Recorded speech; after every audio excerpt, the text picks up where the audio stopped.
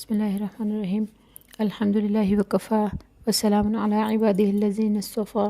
اما بعد فاعوذ باللہ من الشیطان الرجیم بسم اللہ الرحمن الرحیم۔ ہمارا آج کا سبق سورہ آل عمران کے رکوع نمبر 17 کے بارے میں ہے۔ یہاں پر اللہ رب العزت مومنوں کو بیان فرماتے ہیں، یا ایھا الذین آمنوا، اے ایمان والو، لا تکونوا، تم نہ ہونا کالذین، ان لوگوں کی طرح، کفروا، جنہوں نے کفر کیا، وقالوا، اور جو کہتے ہیں، جنہوں نے کہا، لاخوانہم، اپنے بھائیوں سے، اذا ضربوا فی الارض، جب وہ زمین میں سفر کرنے لگے، او کانوا غزن، یا غازی بن جائے، لو کانوا عندنا، کہ اگر یہ لوگ ہمارے پاس ہوتے، ما ماتوا، تو یہ نہ مرتے، وما قتلوا، اور نہ قتل کیے جاتے۔ اور یہ بات یہ لوگ اس لیے کرتے ہیں، لیجعل اللہ ذلک حسرۃ فی قلوبہم، تاکہ اللہ تعالیٰ اس بات کو ان کے دلوں میں حسرت بنا دے۔ واللہ یحیی و یمیت، اور اللہ تعالیٰ زندہ فرماتا ہے اور موت دیتا ہے۔ واللہ بما تعملون بصیر، اور اللہ تعالیٰ تمہارے سب کاموں کو دیکھنے والا ہے۔ پھر آگے اللہ رب العزت ارشاد فرماتے ہیں، وَلَئِن قُتِلْتُمْ، اور اگر تم قتل کر دیے جاؤ، فی سبیل اللہ، اللہ کے راستے میں، امتم، یا تم مر جاؤ، لمغفرۃ، تو مغفرت ہے، من اللہ، اللہ کی طرف سے، اور رحمت، اور رحمت، خیر، یہ بہتر ہے، مما، ان چیزوں سے، یجمعون، جو یہ لوگ جمع کر رہے ہیں۔ یعنی اللہ کی مغفرت اور اللہ کی رحمت تمہارے لیے بہتر ہے ان چیزوں سے جو وہ یہ منافق جمع کر رہے ہیں۔ وَلَئِن مُتُّمْ، اور اگر تم مر گئے، او قتلتم، یا قتل ہو گئے، لَإِلَى اللَّهِ تُحْشَرُونَ، تو اللہ کی طرف تمہیں لوٹ کر جانا ہے، اللہ کی طرف تم سب جمع کیے جاؤ۔ پھر واقعہ ہے کہ جب غزوہ احد کے موقع پر مسلمانوں سے جو لغزش ہو گئی تھی اور میدان چھوڑ کر چلے گئے تھے، جس سے نبی کریم صلی اللہ علیہ وسلم کو غم پہنچا اور تکلیف ہوئی، تو اس پر آپ صلی اللہ علیہ وسلم نے ان مسلمانوں سے سختی کا معاملہ نہیں کیا، ڈانٹ ٹپٹ نہیں کی، تو اللہ تعالیٰ شانہ نے آپ کی ان کریمانہ اخلاق اور آپ کی نرم مزاجی کی اس آیت میں تعریف فرمائی اور فرمائے کہ فبما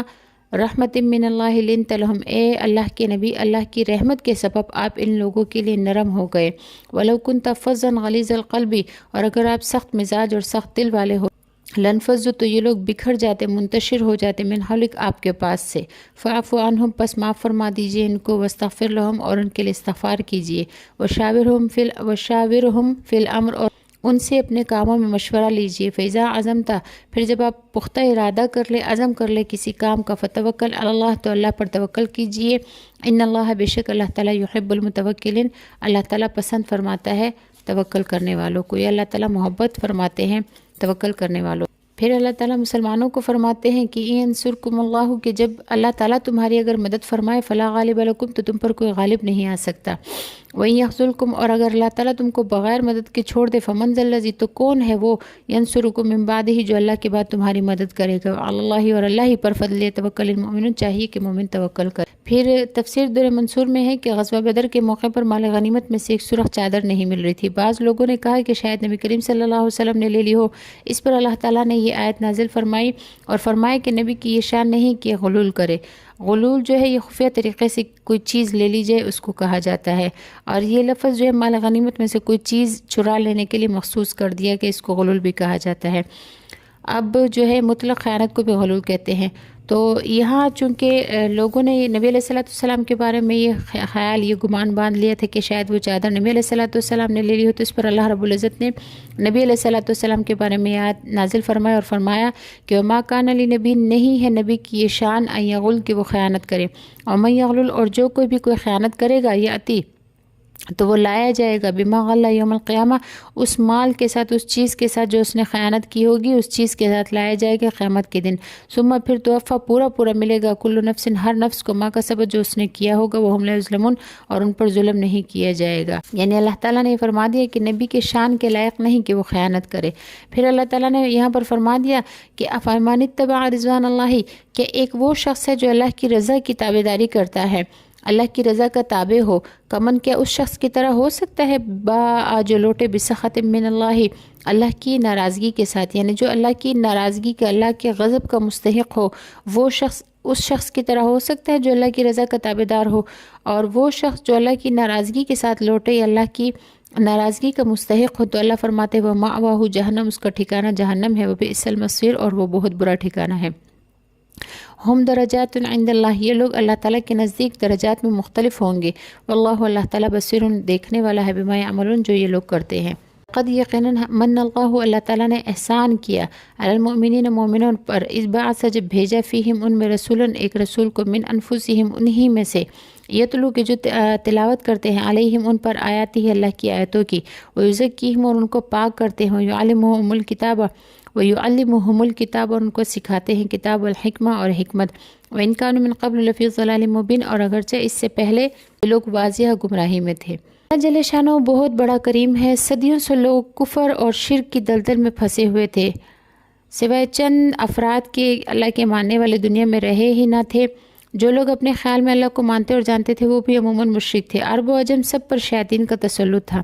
پوری دنیا کفر کی آماجگاہ بنی ہوئی تھی۔ ایسے موقع پر اللہ جل شانہ نے نبی آخر الزمان صلی اللہ علیہ وسلم کو مبعوث فرمایا، آپ کی ذات گرامی سے تاریکیاں چھٹ گئی، ایمان کا نور پھیل گیا۔ لاکھوں افراد جو کفر اور شرک کی وجہ سے مستحق دوزخ ہو چکے تھے انہوں نے اسلام قبول کیا، اور وہ خود اور ان کی قیامت تک کی آنے والی نسلیں جو انہیں اسلام قبول کریں گی وہ سب جنتی بن گئے۔ یہ اللہ کا بہت بڑا احسان ہے۔ پر اللہ رب العزت نے اس آیت میں اسی احسان کے بارے میں فرمایا کہ اللہ تعالیٰ نے مومنوں پر احسان کیا کہ انہی میں سے ایک نبی بھیجے جو ان کو اللہ کی آیتیں پڑھ کر سناتے ہیں، ان کو گناہوں سے پاک کرتے ہیں، ان کو قرآن کی کتاب سکھاتے ہیں اور ان کو حکمت یعنی دانائی سکھاتے ہیں۔ ایسا ہوا کہ مسلمانوں کو جو غزوہ احد میں وقتی طور پر شکست ہوئی اور اس سلسلہ میں تکلیف پہنچی تو اس مصیبت پر کچھ لوگوں کے منہ سے یہ نکلا کہ یہ مصیبت کہاں سے ہے۔ اس کے جواب میں ارشاد ہوا کہ اللہ تعالیٰ نے یہ آیت نازل فرمائی اور اللہ نے فرما دیا کہ نبی علیہ الصلوۃ والسلام آپ ان لوگوں سے کہہ دیجئے اولما اصابتکم مصیبت، اور جس وقت تم کو ایسی مصیبت پہنچی قد اصبتم مثلہا جس کی دگنی مصیبت تم کافروں کو پہنچا چکے ہو، قلتم تو کیا تم یہ کہتے ہو ان ھذا کہ یہ کہاں سے آئی مصیبت، قل کہہ دیجئے نبی علیہ الصلوۃ والسلام ان لوگوں سے ہوا من عند انفسکم یہ مصیبت جو ہے تمہارے اوپر تمہارے اپنے جانوں کی وجہ سے آئی ہے، تمہاری طرف سے ہی ہے کہ تم نے رسول کی نافرمانی کی۔ نبی علیہ الصلوۃ والسلام نے تمہیں جس پہاڑی پر مقرر کیا تھا باوجود تاکیدی حکم کہ اس جگہ کو تم نے چھوڑ دیا تو اسی کی وجہ سے اس نافرمانی کی وجہ سے یہ مصیبت تم پر آئی۔ ان اللہ بشک اللہ تعالیٰ علی کل شیء قدیر ہر چیز پر قادر ہے۔ وما اصابکم یوم التقى الجمعان اور جو تکلیف پہنچی تمہیں اس دن جس دن دو جماعتیں ایک دوسرے کے مقابلے میں آئی تھی فبإذن اللہ تو یہ اللہ ہی کے حکم سے تھا، ولیعلم المؤمنین تاکہ اللہ تعالیٰ جان لے مومنین کو، ولیعلم الذین نافقوا اور تاکہ اللہ تعالیٰ جان لے ان کو جنہوں نے نفاق اختیار کیا، اللہ تعالیٰ ظاہر کر دے مومنوں کو اور منافقوں کو ظاہر کر۔ وقیل لہم اور ان سے کہا گیا تعالوا کہ آؤ قاتلوا فی سبیل اللہ کہ ہمارے ساتھ اللہ کے راستے میں جنگ کرو، او ادفعوا یا دفاع کرو۔ قالوا تو ان منافقوں نے کہا لو نعلم قتالا لاتبعناکم کہ اگر ہم جنگ کرنا جانتے تو ہم تمہاری تابعداری نہ کر لیتے، ہم تمہارے ساتھ جنگ میں شریک نہ ہو جاتے۔ ہم یہ لوگ جو ہے یہ منافق للکفر کفر کی نسبت یومئذ آج کے دن اقرب زیادہ قریب ہے منہم للایمان ایمان کی نسبت سے، یعنی آج ایمان کی نسبت کفر کے زیادہ قریب ہے۔ یقولون بافواہہم ما لیس فی قلوبہم اور یہ اپنے منہ سے ایسی بات کرتے ہیں جو ان کے دلوں میں نہیں ہے، یعنی منہ سے تو کہتے ہیں کہ ہم مومن ہیں لیکن ان کے دلوں میں ایمان نہیں ہے۔ واللہ اللہ تعالیٰ عالم جانتا ہے بما یکتمون جس بات کو وہ چھپاتے ہیں۔ الذین وہ لوگ قالوا جنہوں نے کہا لاخوانہم اپنے بھائیوں سے، وقعدوا خود بھی بیٹھے ہوئے ہیں اور اپنے بھائیوں سے یعنی مسلمانوں سے بھی کہتے ہیں لو اطاعونا کہ اگر تم ہماری بات مان لیتے ما قتلوا اور جہاد میں نہ جاتے تو قتل نہ ہوتے۔ قل تو کہہ دیجئے نبی علیہ الصلوۃ والسلام ان لوگوں سے فدروا عن انفسکم الموت ان کنتم صادقین کہ اگر تم یہ کہتے ہو کہ جہاد میں نہ جاتے تو نہ مرتے تو پھر اپنے آپ سے اپنے نفسوں سے موت کو دور کر لو، دفع کر لو اگر تم سچے ہو تو۔ پھر آگے چونکہ موت نے تو آنا ہی آنا ہے چاہے وہ میدان جہاد میں ہو چاہے گھر کے بستر پر ہو، تو یہاں پر اللہ رب العزت نے اسی لیے یہ جواب دے دیا کہ اگر تم سچے ہو تو اپنے آپ سے، تم تو میدان جہاد میں نہیں جاتے تو اپنے آپ سے موت کو دور کر کے دکھا دو۔ اور پھر اللہ رب العزت نے فرما دیا کہ وہ لوگ جو اللہ کے راستے میں قتل ہو جاتے ہیں، شہید ہو جاتے ہیں تو ان کی اللہ تعالیٰ نے فضیلت بیان فرمائی، اور اللہ فرماتے ہیں یہاں پر وَلَا تَحْسَبَنَّ الَّذِينَ قُتِلُوا فِي سَبِيلِ اللَّهِ أَمْوَاتًا کہ تم ان لوگوں کے بارے میں ہرگز یہ گمان نہ کرو جو اللہ کے راستے میں قتل کر دیے جاتے ہیں، اللہ کے راستے میں شہید ہو جاتے ہیں، ان کے بارے میں یہ گمان ہرگز نہ کرو کہ وہ مردہ ہے، بل احیاء بلکہ وہ زندہ ہیں، عند ربہم یرزقون اور ان کے رب کے پاس ان کو رزق دیا جاتا ہے، وہ اپنے رب کے پاس رزق پاتے ہیں، فرحین اور وہ خوش ہے بما ان نعمتوں پر آتاہم اللہ من فضلہ جو اللہ تعالیٰ نے ان کو اپنے فضل سے عطا فرمایا ہے، ویستبشرون اور وہ خوش ہو رہے ہیں یا خوشخبریاں دے رہے ہیں بالذین ان لوگوں کو لم یلحقوا بہم من خلفہم جو ان کے پیچھے رہنے والوں میں سے ابھی ان سے نہیں ملے، یعنی ان کے پیچھے رہ جانے والے لوگوں میں سے وہ لوگ جو ابھی ان سے نہیں ملے، ان سے پیچھے رہ گئے، ان کو خوشخبری دیتے ہیں اور ان سے کہتے ہیں اللہ خوف علیہم، کہ نہ ان پر کوئی خوف ہوگا، ولا هم يحزنون، اور نہ وہ کبھی غمگین ہوں گے۔ استبشرون، اور وہ خوشیاں مناتے ہیں، بنعمت من اللہ وفضل، اللہ کی نعمتوں اور اللہ کے فضل کی وجہ سے، وان اللہ، اور بے شک اللہ تعالیٰ، لا یضیع، ضائع نہیں کرتے، اجر المؤمنین، مومنوں کے اجر کو۔ یعنی مومنوں نے اگر اللہ تعالیٰ کے راستے میں اپنی جان قربان کر دی ہے تو اللہ تعالیٰ ان کی اس قربانی کو ضائع نہیں فرمائیں گے، بلکہ اللہ تعالیٰ ان کو